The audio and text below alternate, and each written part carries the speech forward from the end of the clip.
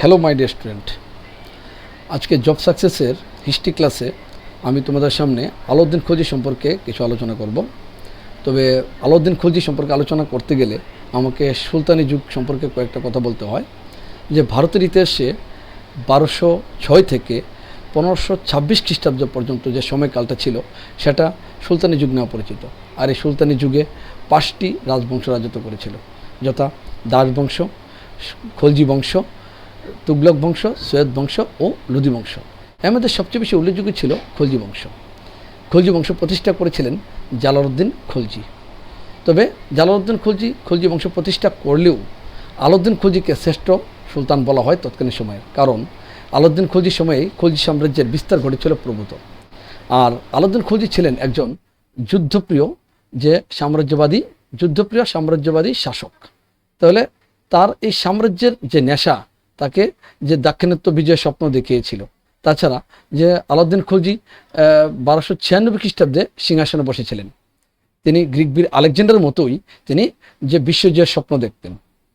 তবে এই আলাউদ্দিন খলজি সর্বপ্রথম যে দাক্ষিণাত্য জয় করেছিলেন, তাছাড়া তার এই কাজে সবচেয়ে বেশি সাহায্য করেছিল তার বিশ্বস্ত সেনাপতি যে মালিক কাফুর। তাহলে আমরা ওই এতটুকু জায়গার মধ্যে আমরা কতগুলি এমসিকিউ আনসার সলিউশন করতে পারি। যেমন আলাউদ্দিন খলজি কত খ্রিস্টাব্দে সিংহাসনে বসেছিল, সেটা হচ্ছে 1296 খ্রিস্টাব্দে। তাছাড়া আলাউদ্দিন খলজি যে কে দাক্ষিণাত্য সর্বপ্রথম জয় করেছিলেন, সেটা হচ্ছে আলাউদ্দিন খলজি। তাছাড়া আলাউদ্দিন খলজির বিশ্বস্ত সেনাপতির নাম কি ছিল? মালিক কাফুর। তবে একটা বিষয় কি, আলেকজান্ডারের মতোই তার যে বিশ্বজয়ের স্বপ্ন তাকে দাক্ষিণাত্য জয়ের একটা নেশা জাগিয়েছিল। আর তারই যে সাম্রাজ্যের বিস্তার ঘটানোর পেছনে তার সবচেয়ে কার্যকরী বিষয় ছিল তার অর্থনৈতিক সংস্কার, তারপরে তার রাজস্ব ব্যবস্থা সংস্কার। তিনি এরকম অনেক সংস্কার সাধন করে তার সাম্রাজ্যটাকে একটা শক্তিশালী ভিতে পৌঁছে দিয়েছিলেন। তার অর্থনৈতিক সংস্কারের মধ্যে প্রথমত আমরা বলতে পারি যে বিষয়টা যে তৎকালীন সময়ে দিল্লির লোক সংখ্যা অর্থাৎ জনসংখ্যার পরিমাণটা প্রভূত পরিমাণে বৃদ্ধি পেয়েছিল। আর এরই উপরে ভিত্তি করে মুদ্রাস্ফীতি ঘটেছিল। আর এই মুদ্রাস্ফীতিকে এড়ানোর জন্যই তিনি কি করেছিলেন, তিনি যে তৎকালীন সময়ের যে অভিজাত সম্প্রদায় আছে তাদের সম্পত্তি তিনি কুক্ষিগত করেন, যার ফলে তার রাজকোষের সচ্ছলতা বৃদ্ধি পেয়েছিল। তাছাড়া দ্বিতীয়ত আরেকটি বিষয় যেটা ছিল যে তার যে বিপুল সংখ্যক সেনাবাহিনীর ভরণ পোষণ, সেই সেনাবাহিনীর ভরণ পোষণ থেকেও তার এই অর্থনৈতিক দায়বদ্ধতার কারণেও তিনি কি করেছিলেন, অর্থনৈতিক সংস্কার করেছিলেন। তাহলে এই আলাউদ্দিন খলজির আরেকটা উল্লেখযোগ্য বিষয় ছিল, সেটা ছিল তার বাজার দর নিয়ন্ত্রণ। তিনি সর্বপ্রথম তিনি বাজার দর নিয়ন্ত্রণ ব্যবস্থা চালু করেছিলেন। আর বাজার দর নিয়ন্ত্রণের জন্য তিনি তত্ত্বাবধানের জন্য 2টি উচ্চপদস্থ কর্মচারী নিয়োগ করেছিলেন। সেই উচ্চপদস্থ কর্মচারীগুলি কি হতে পারে, এই এখানে দেওয়া আছে। যেমন আমরা বলতে পারি শাহানা ই মান্ডি ও দেওয়ানি রিয়াসাত। তাহলে তিনি 2টি উচ্চপদস্থ পদ বা রাজকর্মচারী নিয়োগ করেছিলেন, সেটা কিসের জন্য? বাজার দর নিয়ন্ত্রণের জন্য। তবে এর ক্ষেত্রে তিনি আরেকটা বিষয় তার রাজনৈতিক ইতিহাসে একটা সবচেয়ে বেশি উল্লেখযোগ্য, সেটা হচ্ছে রেশনিং ব্যবস্থা। এই রেশনিং ব্যবস্থা যে চালু করেছিলেন, এর জন্যে তার একটা বিষয় কি ছিল যে তিনি আধুনিক একটা মানসিকতার চেতনা তার মধ্যে ছিল।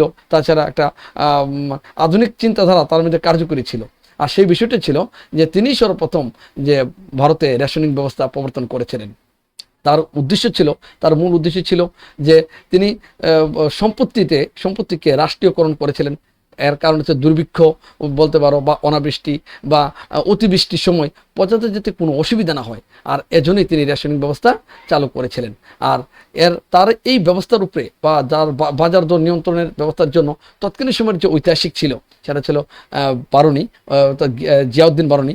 তিনি বলেছিলেন যে তার আমলে তিনি কি করেছিলেন, দেখো, দ্রব্যমূল্য ব্যবস্থার যে নিয়ন্ত্রণটা সাকসেসফুল হয়েছিল, অর্থাৎ সফল হয়েছিল। কারণ তখন সময় তার পার্শ্ববর্তী অর্থাৎ দিল্লির পার্শ্ববর্তী যে অনেক অঞ্চলগুলি ছিল, এতে কোনো সময় দুর্ভিক্ষ দেখা যায়নি। তাহলে তৎকালীন সময় ঐতিহাসিক কে ছিলেন, যে বারুনির মতে যে তিনি একজন দক্ষ বাজার দর নিয়ন্ত্রক ছিলেন। তাছাড়া তার রাজস্ব ব্যবস্থা একটা বিশাল ব্যাপার। তিনি আলাউদ্দিন খলজি যে জায়গারদারি প্রথার রদ করেন। তাছাড়া প্রজাদের স্বার্থ রক্ষার জন্য তিনি উঁচু জমিদারদের ধ্বংস করেন এবং ডাইরেক্ট যারা নিম্ন স্তরের কৃষক তাদের সাথে সরাসরি যোগসূত্র স্থাপন করেছিলেন। তাহলে আমরা আলাউদ্দিন খলজির এই বিষয় বিস্তৃতিকে আমরা অনেক কিছু এমসিকিউর আনসার সলিউশন করতে পারি, যেরকম বিভিন্ন তোমাদের টেট বলতে পারো, জেআরবিটি, বিভিন্ন এক্সামে আমরা এই কোয়েশনগুলো আনসার সলিউশন করতে পারবো। যেমন আলাউদ্দিন খলজি কবে দিল্লির সিংহাসনে আরোহণ করেছিলেন, তাহলে আমরা বলতে পারি যে আলাউদ্দিন খলজি কবে দিল্লির সিংহাসনে করেছিলেন।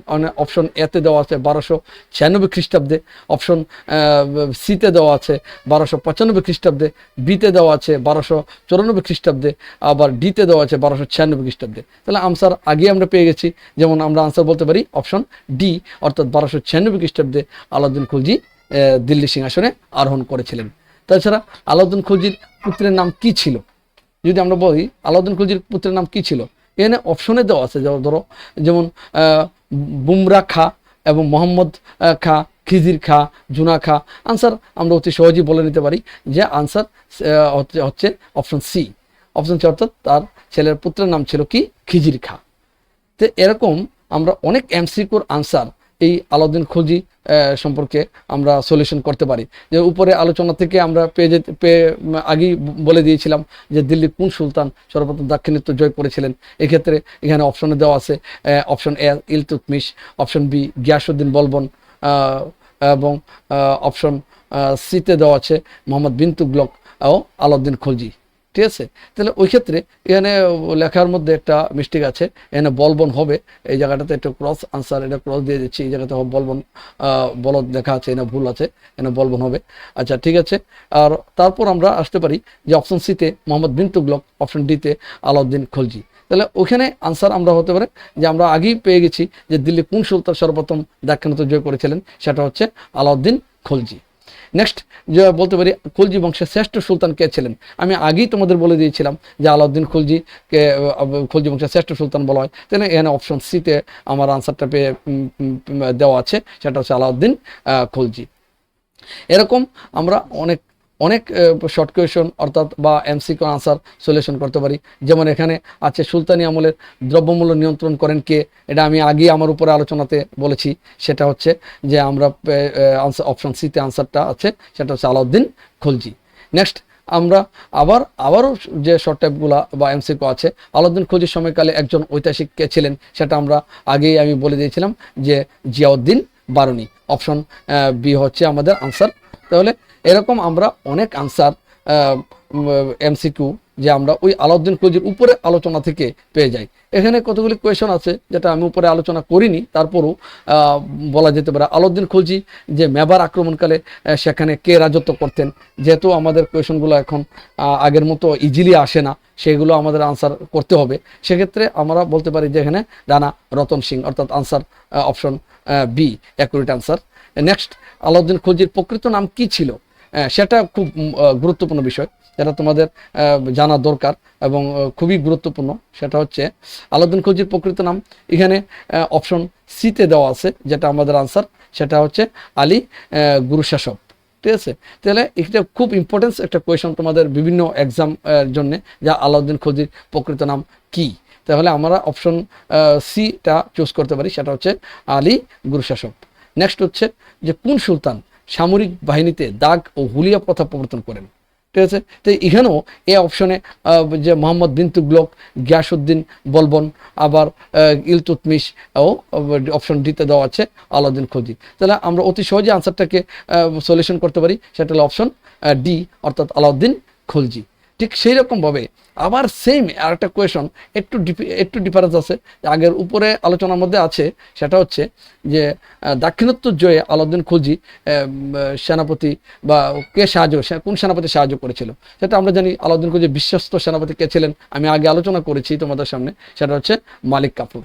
আর মালিক কাফুরের জন্যই তিনি দাক্ষিণাত্য জয় করা তার পক্ষে সম্ভব হয়েছিল।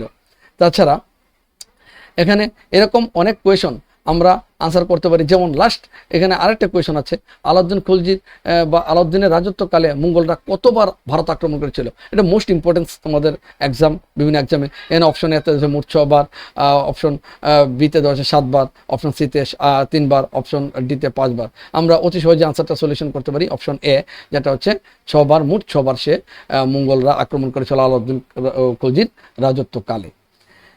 এরকম যে আমরা আরও কোয়েশন সলিউশন করতে পারি, যেমন মালিক কাফুর কে ছিলেন, এটার আনসার আমরা করতে পারি। তো তোমাদের জন্য এই কোয়েশনটা রয়ে গেল যে মালিক কাফুর কে ছিলেন, সেটা তোমরা কমেন্ট বক্সে তোমরা দিয়ে দেবে, সেটা কি হবে আমি উত্তর অপেক্ষা থাকবো, যদি দাও খুবই খুশি হব। নেক্সট কোয়েশন আমি বলে দিচ্ছি তোমাদের, যেমন দেবল রানী খিজির খা গ্রন্থটি কে রচনা করেন। এখানে অপশন এতে দেওয়া আছে যে জিয়াউদ্দিন বারুনি, অপশন বিতে দেওয়া আছে বদায়নী, অপশন সিতে আমির খসরু, অপশন ডিতে মিনাজউদ্দিন সিরাজ। আমরা অতি সহজে আনসার করতে পারি, সেটা হচ্ছে জিয়াউদ্দিন বারুনি, ঠিক আছে, বা বরণী দিচ্ছে এখানে, আনসারটা এখানে আকার হবে, এখানেও একটু স্পেলিং মিস্টেক আছে। তারপর দেখো আলাউদ্দিন খলজি কত খ্রিস্টাব্দে চিতুর মানে আক্রমণ করেছিলেন, সেটা option A, option B, option C, এখানে বিভিন্ন খ্রিস্টাব্দ দেওয়া আছে। তাহলে আমাদের আনসার অতি সহজে আমি সলিউশন করে দিচ্ছি তোমাদের, যেটা হচ্ছে অপশন ডি 1303 খ্রিস্টাব্দে, ঠিক আছে। আরেকটা প্রশ্ন যেটা তোমাদের কাছে বিভিন্ন এক্সামে এটা আসে, আমি প্রায় লক্ষ্য করেছি, সেটা হচ্ছে যে আড়াই দরওয়াজা কে নির্মাণ করেছিলেন, সেটাও তোমাদের জন্য রয়ে গেল। তবে এখানে অপশন এতে ইলতুৎমিশ, মোহাম্মদ বিন তুগলক, আলাউদ্দিন খলজি ও ফিরোজ শাহ বলবন দেওয়া আছে। তাহলে এখানে তোমরা অতি সহজে আনসারটা করতে পারো, যেহেতু আমি কোন টপিকটা তোমাদের নিয়ে আলোচনা করেছি আর সেটা কি হতে পারে তোমরা একটু আন্দাজ করতে পারো নিশ্চয়ই, সেটা তোমরা আনসারটা দিয়ে দেবে কমেন্টে, ঠিক আছে। নেক্সট যে এখানে জিজিয়া কর কে প্রবর্তন করেছিলেন, সেটাও আমরা এখানে আনসারের মধ্যে সলিউশন করতে পারি, সেটা হচ্ছে অপশন সি, সেটা হচ্ছে আলাউদ্দিন খলজি, ঠিক আছে। নেক্সট ওইদিকে আরেকটা কোয়েশন, সেটা হচ্ছে যে আলাউদ্দিন খলজি কোন যাদব রাজাকে পরাজিত করেছিলেন, এটা মোস্ট ইম্পর্টেন্স, এটাও তোমরা খুঁজে নেবে, সেটাও আমি তোমাদের কমেন্টের অপেক্ষায় থাকবো। এই পর্যন্ত আমি 3টা কোয়েশন তোমাদের দিয়েছি, সেই 3টা আনসার আমি তোমাদের কাছ থেকে আশা করব। আর নেক্সট কোয়েশন যেমন হচ্ছে আলাউদ্দিন খলজি বাজার জন নিয়ন্ত্রণের উদ্দেশ্য কি ছিল, এটা তো আমি আগেই তোমাদের বিস্তারিত আলোচনার সময় বলেছি, সেটা হচ্ছে আনসার অপশন সিতে, যে দিল্লিতে যাতে সস্তা দরে জিনিসপত্র পাওয়া যায়, কারণ অতি সাধারণ প্রজারা যাতে কোনো মতেই কোনো অসুবিধা না পড়ে, তার জন্যে সেক্ষেত্রে আলাউদ্দিনকে যুদ্ধবাদ সাম্রাজ্যবাদের শাসক বললেও তিনি আবার প্রজা হিতৈষী ছিলেন, কারণ দরিদ্র প্রজাদের প্রতি তার যথেষ্ট মানে দয়ালুপূর্ণ মনোভাব ছিল। আর এক্ষেত্রে আরেকটা কোয়েশন, সেটা হচ্ছে খুব মজার, এটা কোন সুলতান বিশ্ব সম্রাট হওয়ার বিশ্ব জয়ের পরিকল্পনা করেন, সেটাও ইজি আনসার তোমরা বলতে পারবে, এটা যেহেতু পুরো টপিক আছে আমিও এটা বলবো না কি হবে, option A, option B, option C, D দেওয়া আছে। এক্ষেত্রে তোমাদের জন্য আনসারটা দিয়ে দিলাম, তোমরা আনসারটা আমাকে কমেন্টে দেবে, এটা একদম অতি সহজেই সবাই পারবে আশা করি। নেক্সট আরেকটা কোয়েশন হচ্ছে আলাউদ্দিন খলজি মোট কতবার রাজত্ব করেছেন, মানে কত বছর রাজত্ব করেছেন, কত বছর রাজত্ব করেছেন।